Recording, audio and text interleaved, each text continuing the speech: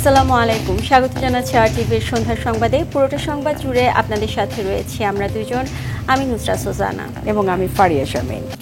এবার বিস্তারিত। যে কোনো মূল্যে বাংলাদেশে গণতন্ত্র প্রতিষ্ঠা করার আহ্বান জানিয়েছেন বিএনপির ভারপ্রাপ্ত চেয়ারম্যান তারেক রহমান। বলেন, গণমানুষের প্রত্যাশার সঙ্গে একটি মহলের চাওয়ার পার্থক্য আছে, বিভিন্ন কৌশলে তাই তারা নির্বাচন পেছানোর চক্রান্ত করছে। দেশের জন্য যা ভালো তা একমাত্র বিএনপি করতে পারবে। সব শ্রেণীর মানুষের কথা চিন্তা করেই ৩১ দফা দেওয়া হয়েছে বলেও জানান তিনি। শাকিবুর রহমানের রিপোর্টে থাকছে বিস্তারিত। যে এই ৩১ দফা আপনারা এখন দিনাজপুর, ঠাকুরগাঁও ও পঞ্চগড় জেলার নেতাকর্মীদের সঙ্গে রাষ্ট্র কাঠামো মেরামত নিয়ে বিএনপির ৩১ দফা বিষয়ে কর্মশালায় অংশ নেন বিএনপির ভারপ্রাপ্ত চেয়ারম্যান। এই সবগুলো যত বেশি মানুষকে ৩১ দফার মধ্যে আনতে পারা যাবে তত বেশি ভোট পাওয়া যাবে। এজন্য সংস্কার প্রস্তাব জনগণের কাছে তুলে ধরতে নেতাকর্মীদের নির্দেশ দেন তারেক রহমান। যত বেশি সংখ্যক মানুষকে কনভিন্স করে আপনার ৩১ দফার মধ্যে আনতে পারবেন, যত বেশি মানুষকে আপনি আপনার এই ৩১ দফার সমর্থনে আনতে পারবেন, আগামী দিনে আপনার ভোটের সংখ্যা কিন্তু তত বেশি বৃদ্ধি পাবে। অনেক ঘাত প্রতিঘাত পার করে বিএনপি মানুষের আস্থা অর্জন করেছে। এজন্য ভালো যা কিছু করা সম্ভব তা একমাত্র বিএনপি পারবে বলে মত তারেক রহমানের। যে বিএনপি নামক দলটি পারলে, ভালো কিছু পারলে এরাই করবে। আমাদেরকে বহু ঘাত প্রতিঘাতের ভেতর দিয়ে যেতে হয়েছে মানুষের এই আস্থা বিশ্বাস অর্জন করার জন্য। জনমানুষের প্রত্যাশার সঙ্গে একটি মহলের চাওয়ার পার্থক্য আছে। যে কোনো মূল্যে দেশে গণতন্ত্র প্রতিষ্ঠার আহ্বান জানান বিএনপির ভারপ্রাপ্ত চেয়ারম্যান। জনমানুষের যেই প্রশ্ন, যেই চাওয়া, তার সাথে একটি মহলের চাওয়ার অমিল রয়েছে। একটি মহলের কাছে অন্য কিছু গুরুত্বপূর্ণ। বাংলাদেশে যে কোনো মূল্যে গণতন্ত্র প্রতিষ্ঠিত হতে হবে। বাংলাদেশে যে কোনো মূল্যে মানুষের ভোটের অধিকারকে প্রতিষ্ঠিত করতে হবে। বাংলাদেশে যে কোনো মূল্যে গণতন্ত্র প্রতিষ্ঠার মাধ্যমে, মানুষের ভোটের অধিকার প্রতিষ্ঠার মাধ্যমে মানুষের অর্থনৈতিক স্বাধীনতাকে প্রতিষ্ঠিত করতে হবে। দলের পক্ষে জনগণের সমর্থন অর্জনে কাজ করার নির্দেশ দেন তারেক রহমান। মানুষের ভোটের অধিকার প্রতিষ্ঠার মাধ্যমে। শাকিবুর রহমান, আরটিভি, ঢাকা। রাষ্ট্র কাঠামো ভেঙে পড়া শুরু হয়েছিল ফ্যাসিস্টের কারণে। আধুনিক রাষ্ট্রের সব কাঠামো ভেঙে ফেলেছে তারা, এমন মন্তব্য করেছেন বিএনপি মহাসচিব মির্জা ফখরুল ইসলাম আলমগীর। তিনি বলেন, বিএনপি প্রথম দল যারা দেশের সংস্কার চায়। আওয়ামী লীগ সরকার আসার পর থেকেই অতি ধীরে ধীরে নয়, অতি দ্রুত একটা ফ্যাসিস্ট কাঠামো তৈরি হয়েছে। পরে গণতন্ত্রের যে প্রতিষ্ঠানগুলো, ইনস্টিটিউশনগুলো, প্রত্যেকটিকে ধ্বংস করে ফেলা হয়েছে। বিচার ব্যবস্থা থেকে শুরু করে, নির্বাচন ব্যবস্থা থেকে শুরু করে, প্রশাসন, আইন শৃঙ্খলা, শিক্ষা, স্বাস্থ্য, সবকিছুই, অর্থাৎ একটি আধুনিক রাষ্ট্রের যে কাঠামো, সেই কাঠামো সম্পূর্ণ ধ্বংস করে ফেলা হয়েছে। হাসিনার দোসররা আদালতে দাঁড়িয়ে হুমকি ধামকির মাধ্যমে অন্তর্বর্তী সরকারকে অকার্যকর করার চেষ্টা করছে বলে মন্তব্য করেছেন বিএনপির সিনিয়র যুগ্ম মহাসচিব রুহুল কবির রিজভী। সকালে দলের কেন্দ্রীয় কার্যালয়ে জরুরি সংবাদ সম্মেলনে একথা বলেন তিনি। স্বরাষ্ট্র মন্ত্রণালয় এবং আইনশৃঙ্খলা বাহিনীর নীরবতায় তারা এই সুযোগ পাচ্ছে বলে মত রিজভীর। এ সময় যারা দেশকে অস্থিতিশীল করার চেষ্টা করছে তাদেরকে দমন করার দায়িত্ব সরকারের, রাজনৈতিক দল হিসেবে বিএনপির নয় বলে জানান রিজভী। ভারতে পলাতক হাসিনা একের পর এক হুঙ্কার দিচ্ছে।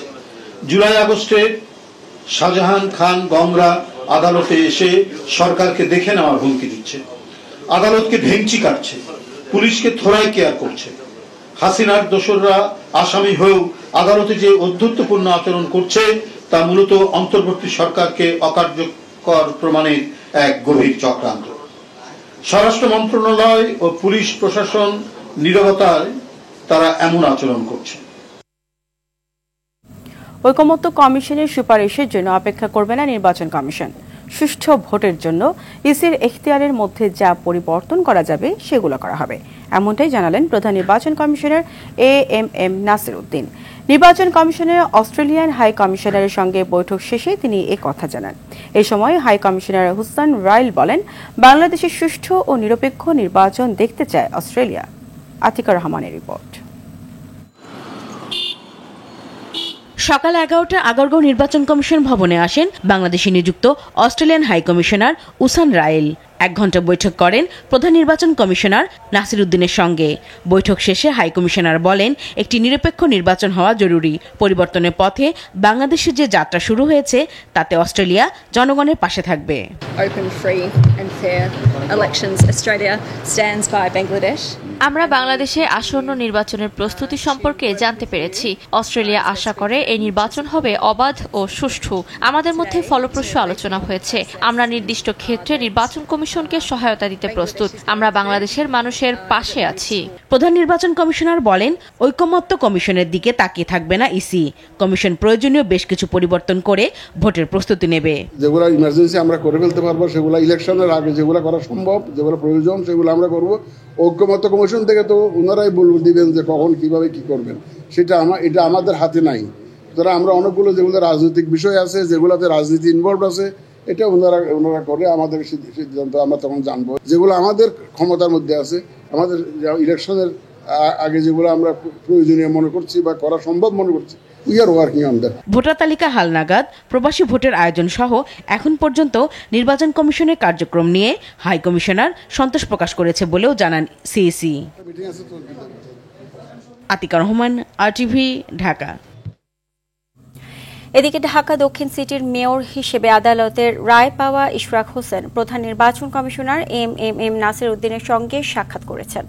আগারগাঁওয়ে নির্বাচন ভবনে দুপুর 2:30টায় সিইসির সঙ্গে সাক্ষাৎ করেন তিনি। বৈঠক শেষে ইশরাক বলেন, হাইকোর্টের রায়ের পর আপডেট জানতে সিইসির কাছে এসেছিলেন। সিইসি তাকে জানিয়েছেন, গেজেট প্রকাশে আইন মন্ত্রণালয়ে পরামর্শ চেয়েছে কমিশন। মন্ত্রণালয়ের মতামতের পরই চূড়ান্ত সিদ্ধান্ত নেবে নির্বাচন কমিশন।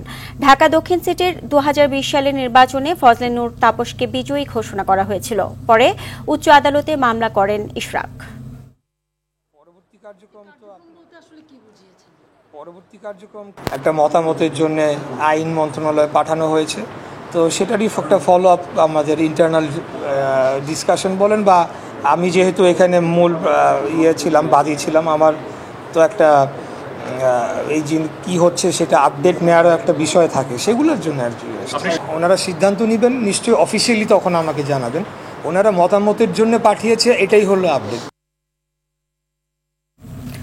দুই দেশের সম্পর্ক জোরদার, অর্থনৈতিক সহযোগিতা বৃদ্ধি, শিক্ষা বিনিময়, নবায়নযোগ্য জ্বালানি এবং মানব সম্পদ উন্নয়নে কাতারের প্রধানমন্ত্রীর সঙ্গে বৈঠক করেছেন প্রধান উপদেষ্টা ডক্টর মোহাম্মদ ইউনূস। তরুণদের স্বপ্নের দেশ গড়তে কাতারের সহযোগিতা চেয়েছেন প্রধান উপদেষ্টা। কাতারের প্রধানমন্ত্রী রোহিঙ্গা সংকট সহ বাংলাদেশের উন্নয়নে পাশে থাকার আশ্বাস দিয়েছেন। রুদ্র রফিকের রিপোর্ট। 4 দিনের কাতার সফরের শেষ দিনে ব্যস্ত সময় পার করেন অন্তর্বর্তী সরকারের প্রধান উপদেষ্টা ডক্টর মোহাম্মদ ইউনূস। কাতারের প্রধানমন্ত্রী শেখ মোহাম্মদ বিন আব্দুর রহমান বিন জসিম আল সানির সঙ্গে বৈঠক করেন প্রধান উপদেষ্টা ডক্টর মোহাম্মদ ইউনূস। কাতারের প্রধানমন্ত্রী বাংলাদেশের সঙ্গে বন্ধুত্বপূর্ণ সম্পর্ককে বিশেষ গুরুত্ব দিয়ে বলেন, এই সম্পর্ক আরও দৃঢ় ও ফলপ্রসূ করতে আগ্রহী দেশটি। রোহিঙ্গা ক্রাইসিসের জন্য তাদের সাপোর্ট চেয়েছেন এবং কাতারও বলেছেন যে হ্যাঁ, রোহিঙ্গারা তাদের দেশে ডিগনিটির সাথে ফিরে যেতে পারে, সেই একটা সলিউশন সবাই খুব দ্রুত এটা খোঁজার তাগিদ দুজনের মধ্যে ডিসকাশনে ছিল। এর আগে কাতার বিশ্ববিদ্যালয় মিলনায়তনে ৩-0 একটি বিশ্ব নির্মাণ শীর্ষক বক্তৃতার অধিবেশনে যোগ দেন প্রধান উপদেষ্টা। ডক্টর ইউনূস বলেন, ৩-0 বাস্তবায়ন করতে পারলেই সম্ভব নতুন সভ্যতা গড়ে তোলা। সত্যিকার অর্থেই পৃথিবীতে ৩-0 বাস্তবায়ন করতে হবে, তাহলেই আমরা একটি নতুন বিশ্ব তৈরি করতে পারব। এটি টিকে থাকার একমাত্র উপায়, অন্যথায় আমরা শেষ হয়ে যাব। দুঃখ প্রকাশ করছি বিশ্ব সম্পর্কে খারাপ অনুভূতি প্রকাশ করার জন্য, কিন্তু এটি এড়িয়ে যাওয়ার সুযোগ নেই। তরুণরাই এই পরিবর্তনে অন্যতম শক্তি। একটি রূপান্তরিত বিশ্বে যুব নেতৃত্বকে শক্তিশালীকরণ শীর্ষক একটি ফায়ারসাইড চ্যাটে যোগ দেন প্রধান উপদেষ্টা। নতুন সভ্যতায় চাকুরি প্রত্যাশীদের স্থান হবে না, এটি হবে উদ্যোক্তাদের বিশ্ব। প্রত্যেক মানুষ জন্মগতভাবেই একজন উদ্যোক্তা। প্রকৃতি মানুষকে উদ্যোক্তা করে তোলে, মানুষের চিন্তা জগৎকে কাজে লাগিয়ে সৃষ্টিশীল করে তোলে। কিন্তু মানুষ যখন চাকরি করে তখন তার চিন্তা শক্তি অকার্যকর হয়ে পড়ে। এর আগে বিদেশি বিনিয়োগকারীদের সঙ্গে বৈঠক করেন প্রধান উপদেষ্টা ডক্টর ইউনূস। ব্যবসায়ীদের বাংলাদেশে বিনিয়োগের আহ্বান জানান। That's what we're looking forward to. We want your partnership. Rudra Rafiq, RTV, Dhaka. Bharat transshipment সুবিধা বাতিল করলেও বাংলাদেশের রপ্তানিতে তার কোনো প্রভাব পড়বে না বলে মন্তব্য করেন অন্তর্বর্তী সরকারের বাণিজ্য উপদেষ্টা শেখ বশিরউদ্দিন। সকালে রাজধানীর ইন্টারন্যাশনাল কনভেনশন সিটি বসুন্ধরায় আন্তর্জাতিক সোর্সিং এজেন্ট ও বায়ারদের নিয়ে আয়োজিত মিট বাংলাদেশ এক্সপোজিশনের উদ্বোধনী অনুষ্ঠানে একথা বলেন তিনি। বলেন, সরকারের সক্ষমতার সর্বোচ্চ ব্যবহারের মাধ্যমে খরচের জায়গাগুলো কমানোর চেষ্টা করা হচ্ছে। অর্থনীতিতে পণ্য বৈচিত্র্যের গুরুত্ব তুলে ধরে তিনি বলেন, ব্যবসা সহজ করতে সব ধরনের উদ্যোগ নিচ্ছে সরকার। এ সময় বিদেশি বিনিয়োগকারীদের উদ্দেশ্যে তিনি বলেন, বিনিয়োগকারীদের সাহায্যে বাণিজ্য মন্ত্রণালয় সর্বদা সচেষ্ট রয়েছে। পরে এক্সিবিশনে আগত বিদেশি বিনিয়োগকারীদের সাথে নিয়ে 2 দিন ব্যাপী মিট বাংলাদেশ এক্সপোজিশনের আনুষ্ঠানিক উদ্বোধন করেন তিনি।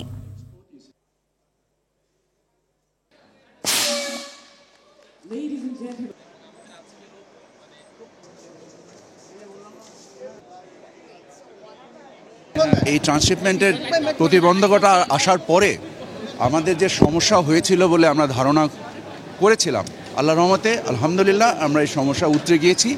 এখন আমরা কস্ট কমানোর কাজ করছি এবং কস্ট কমানোর জন্য যে নিয়ামকগুলো আছে প্রত্যেকটা নিয়ামক আমরা চিহ্নিত করেছি এবং একটা একটা করে সপ্তাহ 2-এর মধ্যে আমরা পূর্বের যে খরচ ছিল ইনশাল্লাহ সেই খরচ বা তার থেকে কমে আমরা এই কাজটা করতে পারবো। তো আমাদের এক্সপোর্টের প্রতিযোগিতার সক্ষমতা আরও বাড়বে।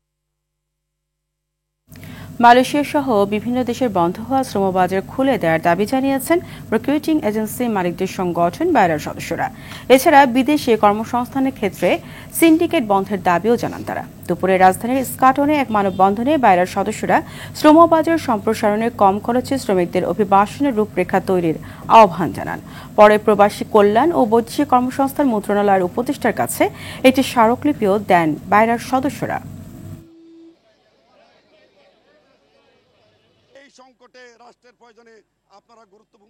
অনেক কুচক্রী মহল মন্ত্রণালয়ে এসে হুমকি দিয়েছে যে বাজার বন্ধ করতে হবে, সেইটা কিন্তু কখনো হতে দিব না আমরা। বিগত 8 মাসে সরকার এখন পর্যন্ত আমাদের বন্ধ শ্রমবাজারগুলো খোলা সহ বিভিন্ন বিষয়ে কার্যকর কোনো পদক্ষেপ গ্রহণ করতে পারেনি। সুষ্ঠু তদন্ত ছাড়া চাপের মুখে উপাচার্য ও উপ উপাচার্যের অব্যাহতির সিদ্ধান্তে ন্যায় বিচারের পরাজয় হয়েছে বলে মন্তব্য করেছে খুলনা প্রকৌশল ও প্রযুক্তি বিশ্ববিদ্যালয়ের শিক্ষক সমিতির সাধারণ সম্পাদক অধ্যাপক ডক্টর ফারুক হোসেন। দুপুরে সাংবাদিকদের সঙ্গে তিনি একথা বলেন। সুষ্ঠু তদন্ত ছাড়া চাপের মুখে ভাইস চ্যান্সেলর ও প্রো ভাইস চ্যান্সেলরের অব্যাহতি সিদ্ধান্তে মূলত ন্যায় বিচারের পরাজয় হয়েছে। গৌরবান্বিত জুলাই গণ অভ্যুত্থানের দীর্ঘ 8 মাস পরেও যদি শিক্ষা প্রতিষ্ঠানে এহেন কার্যক্রম চলতে থাকে, তা শুধু বিশ্ববিদ্যালয় নয়, সমগ্র বাংলাদেশের রাষ্ট্রীয় শৃঙ্খলা ভেঙে ফেলতে পারে জানিয়ে শিক্ষক সমিতি উদ্বেগ প্রকাশ করছে। 27 কোটি টাকার অবৈধ সম্পদ ও কয়েকটি ব্যাংক অ্যাকাউন্টে 260 কোটি টাকা অস্বাভাবিক লেনদেনের অভিযোগে সাবেক পররাষ্ট্র প্রতিমন্ত্রী শাহরিয়ার আলমের বিরুদ্ধে মামলা করেছে দুদক। দুদক মহাপরিচালক মোহাম্মদ আক্তার হোসেন সংবাদ সম্মেলনে একথা জানান। তিনি আরও জানান, ভোলা 4 আসনের সাবেক এমপি আব্দুল্লাহ আল ইসলাম জ্যাকবের বিরুদ্ধে 13 কোটি টাকার অবৈধ সম্পদ এবং ব্যাংক হিসাবে 85 কোটি টাকার অস্বাভাবিক লেনদেনের প্রমাণ মেলায় মামলা হয়েছে। এছাড়া অবৈধ সম্পদ অর্জনের অভিযোগে জ্যাকবের স্ত্রী নীলিমা নিগার সুলতানাকে তলব করেছে দুদক।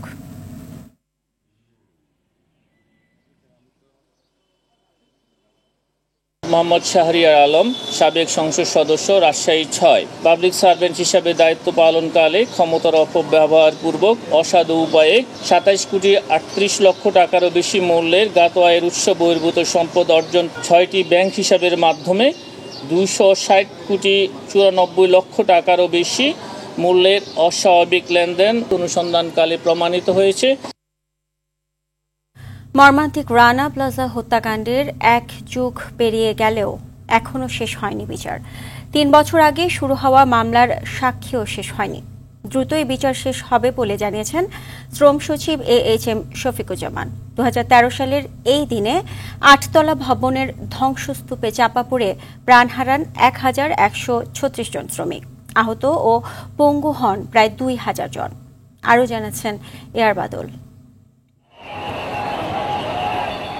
2013 সালের 24 এপ্রিল প্রতিদিনের মতো কাজে যোগ দেয় সাভারের রানা প্লাজার শ্রমিকরা, কিন্তু এদিন ভবনটি ধসে গিয়ে চাপা পড়ে নির্মমভাবে প্রাণ হারান 1100-র বেশি শ্রমিক।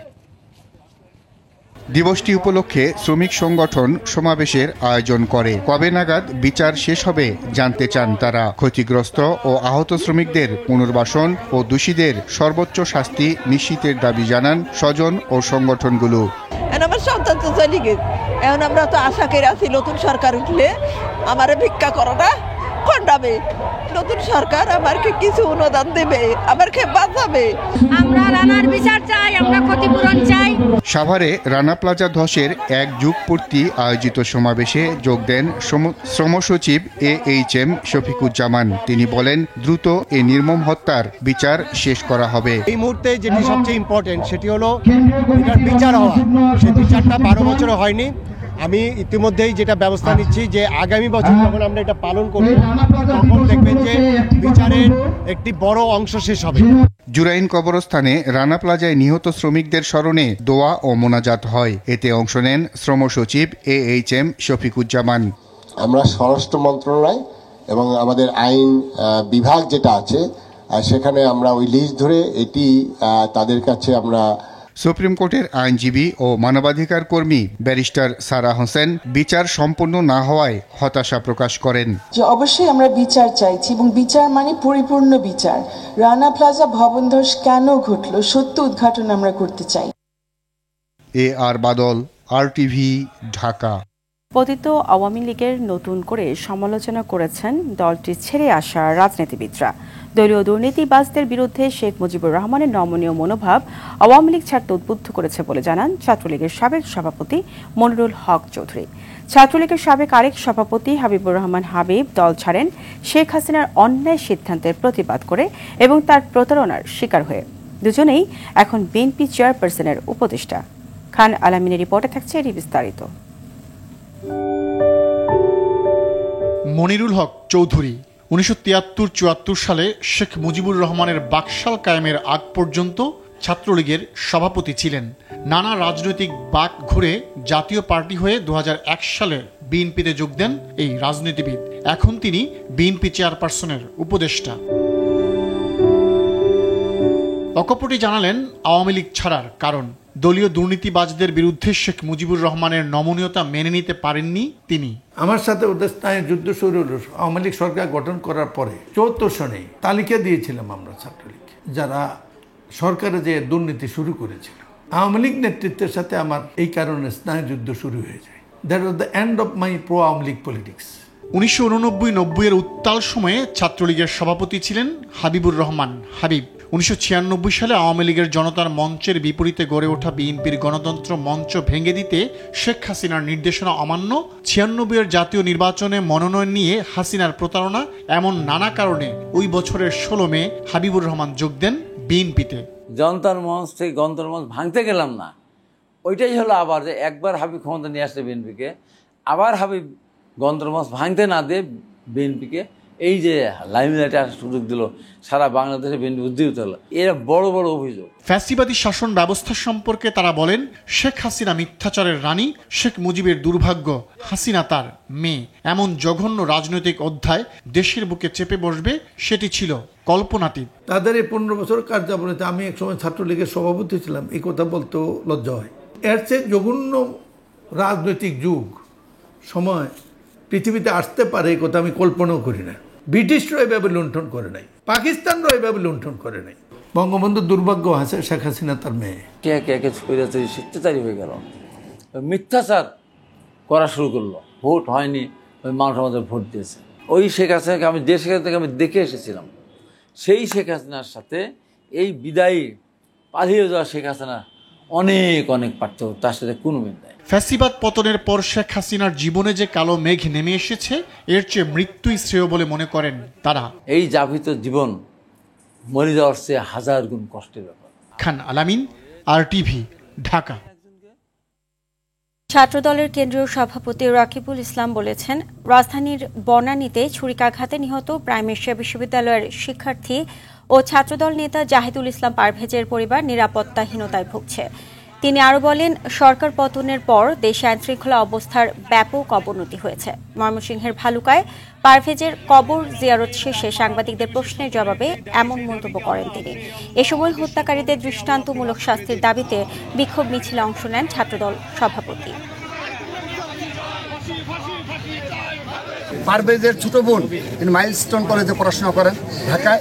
তিনি নিরাপত্তাহীনতায় ভুগছেন, আমাদের কাছে নিরাপত্তা চেয়েছে, কিন্তু নিরাপত্তা দেওয়ার দায়িত্ব অবশ্যই রাষ্ট্রের আইন শৃঙ্খলা রক্ষাকারী বাহিনীর। কিন্তু আমরা অতীব দুঃখের সহিত লক্ষ্য করছি বিগত 8.5 মাসে এই দেশে আইন শৃঙ্খলা রক্ষাকারী ব্যাপক অবনতি ঘটেছে। ধান চাল ক্রয় সিন্ডিকেট নিয়ন্ত্রণে বাজার মনিটরিং করা হবে। অভিযোগ পেলেই সঙ্গে সঙ্গে ব্যবস্থা নেওয়া হবে বলে হুঁশিয়ারি দিয়েছেন খাদ্য ও ভূমি উপদেষ্টা আলী ইমাম মজুমদার। দুপুরে সুনামগঞ্জের শান্তিগঞ্জ উপজেলার খাদ্য গুদামে ধান সংগ্রহ কার্যক্রমের উদ্বোধন শেষে সাংবাদিকদের সঙ্গে তিনি এই কথা বলেন। কোনো ধরনের ভোগান্তি ছাড়া কৃষকরা যাতে ধান বিক্রি করতে পারেন সেক্ষেত্রে খাদ্য বিভাগের সর্বোচ্চ নজরদারি থাকবে বলেও জানান উপদেষ্টা।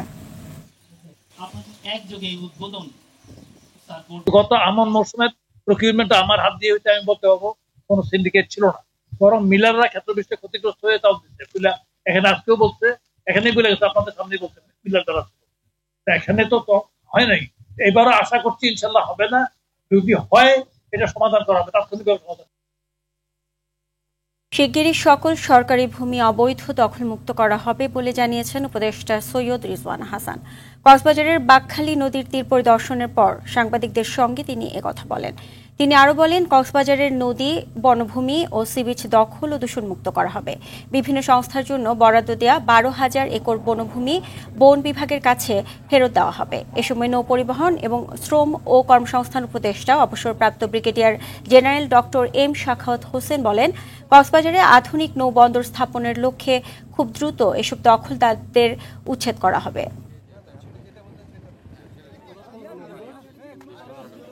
এসি এলাকায় পরিবেশের অনুমতি নাই, বনের অনুমতি নাই, জেলা প্রশাসকের অনুমতি নাই, তাহলে সেটা কার, ওটা দেখা আমার বিষয় না। যত তাড়াতাড়ি সম্ভব আমি বন্দর করব, বাকিরা দখল করবে তা তো হয়। এই নদী দখল হয়ে গেছে, সিদ্ধান্ত হলো যে সমস্ত ফোর্স শোর এলাকা আইডেন্টিফাই করা হয়েছে সেগুলোকে আমরা খালি করাবো। রাজধানীর মুগদা মেডিকেল কলেজ হাসপাতালে রোগীদের সঙ্গে প্রতারণা ও হয়রানির অভিযোগে 22 দালালকে আটক করেছে যৌথ বাহিনী। দুপুরে গোপন তথ্যের ভিত্তিতে ঢাকা মেট্রোপলিটন ম্যাজিস্ট্রেটের মহিদুর রহমান এর নেতৃত্বে অভিযান চালিয়ে তাদেরকে আটক করা হয়। আটককৃতদের 15 দিনের বিনাশ্রম কারাদণ্ড দেওয়া হয়েছে। তারা দীর্ঘদিন ধরে বিভিন্ন কৌশলে রোগীদের আর্থিকভাবে ক্ষতিগ্রস্ত করে আসছিল।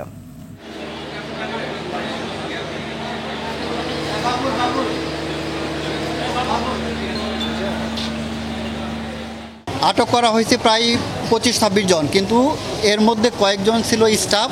তাদের নাম ঠিকানা যাচাই করে এবং তাদের রেজিস্ট্রি খাতা চেক করে তাদেরকে ছেড়ে দেওয়া হয়েছে 22 জন। মেয়ে 5 জন, ছেলে হচ্ছে 17 জন। তাদেরকে প্রত্যেককে 15 দিনের করে বিনাশ্রম কারাদণ্ড দেওয়া হলো।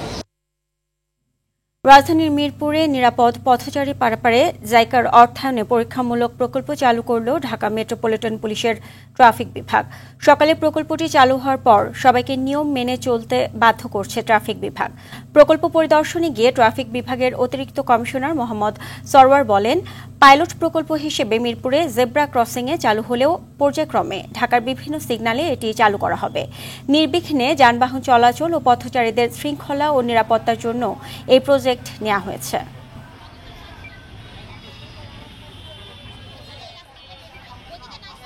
ঢাকা রোড সেফটি প্রজেক্ট, সেই প্রজেক্টের উদ্দেশ্য বাস্তবায়ন হবে। একদিকে পথচারীরা দুর্ঘটনার হাত থেকে বাঁচবে, অপরদিকে আমাদের গাড়ি চলাচলও অব্যাহত থাকবে। পর্যায়ক্রমে প্রত্যেকটা জেব্রা ক্রসিংয়েই এরকম সিগন্যাল লাইট সিস্টেম চালু করব। আমরা আহ্বান করতেছি ঢাকাবাসীদের বা পথচারীদের জন্য, তারা যেন এই সিগন্যাল লাইট মেনে চলে। আরটিভিতে সংবাদ প্রকাশের একদিন পর ভাঙা হলো কাঠপুড়িয়ে কয়লা তৈরি ভাটা। দুপুরে নড়াইল সদরের বাঁধাল গ্রামে 4টি চিমনির একটি ভাটা গুড়িয়ে দেয় ভ্রাম্যমাণ আদালত। এ সময় পরিবেশ অধিদপ্তরের উপপরিচালক আব্দুল মালেক কয়লা তৈরির ভাটাকে 1 লক্ষ টাকা এবং তিহাম ব্রিক্সকে 20,000 টাকা জরিমানা করে। একই সাথে তিহাম ব্রিক্সকে ভেঙে ফেলতে 1 সপ্তাহ সময় দেন ভ্রাম্যমাণ আদালত। নির্বাহী ম্যাজিস্ট্রেট সঞ্জয় কুমার ঘোষ জানান, পরিবেশ ছাড়পত্র ছাড়া ইটের ভাটা ধ্বংস করার প্রক্রিয়া চলমান রয়েছে। এছাড়া হাজার হাজার মন কাঠ পুড়িয়ে কয়লা তৈরির ভাটা সম্পূর্ণ অবৈধ।